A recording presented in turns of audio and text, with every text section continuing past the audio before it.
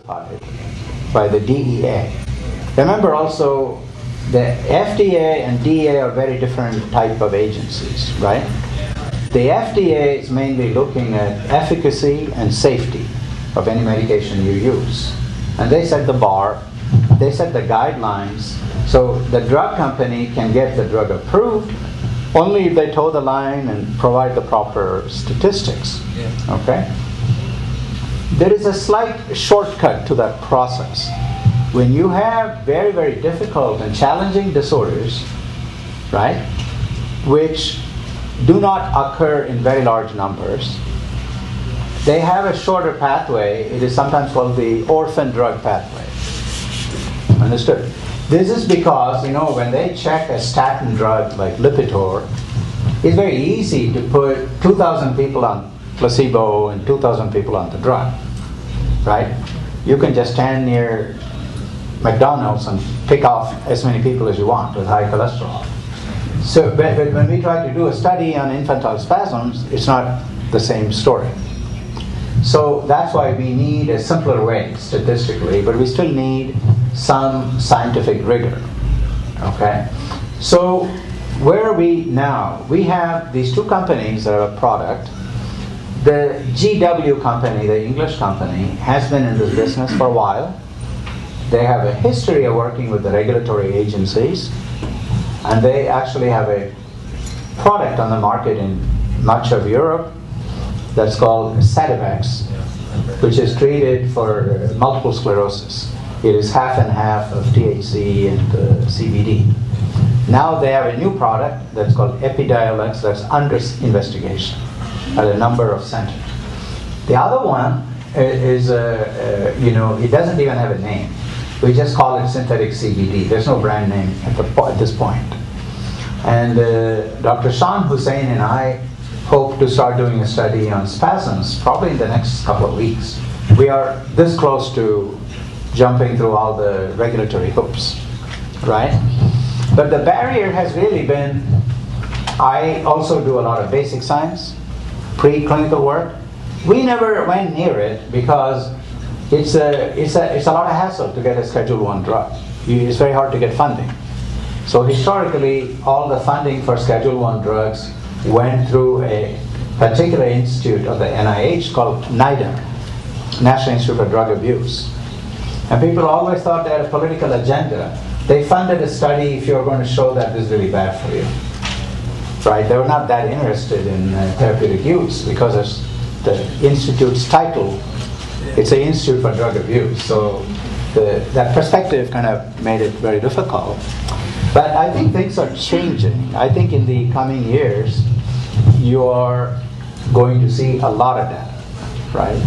Secondly, I think, in the end, at least for people like me, right, clearly drug companies are, they have the same issues Volkswagen does in, what they'll do to sell, right?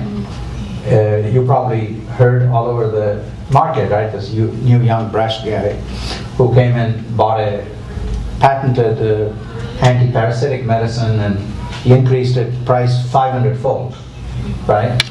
And but most ethical companies, under most circumstances, don't do that. And honestly, I do work with a lot of them.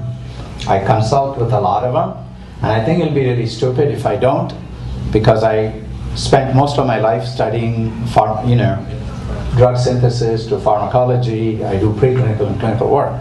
I don't see why a drug should be made mainly by marketing and finance people. They need us.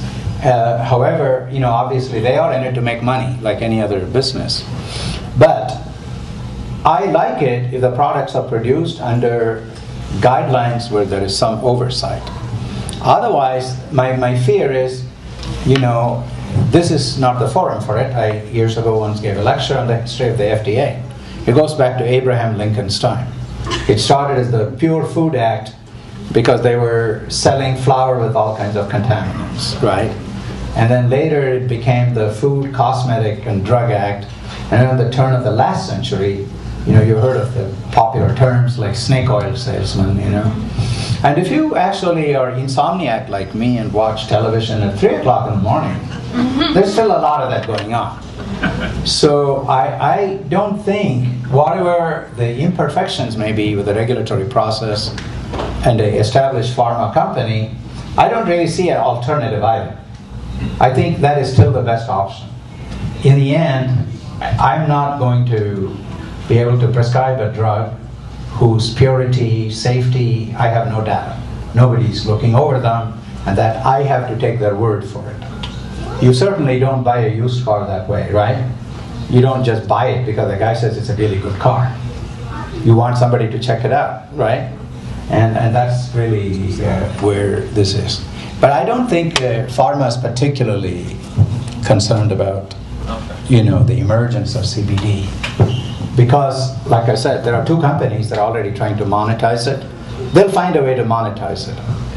Because I don't want to go too much into social commentary, but the problem is, see, to go into that pathway, it takes a tremendous amount of money. It's no longer a mom and pop thing, right?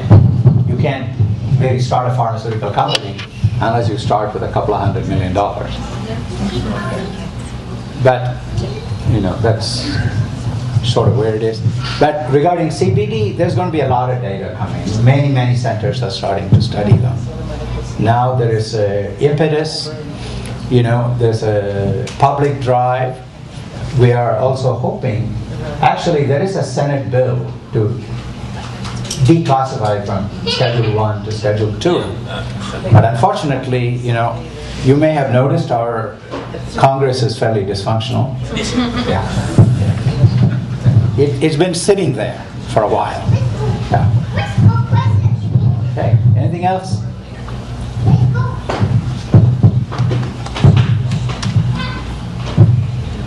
Good. Good. Thank you very much.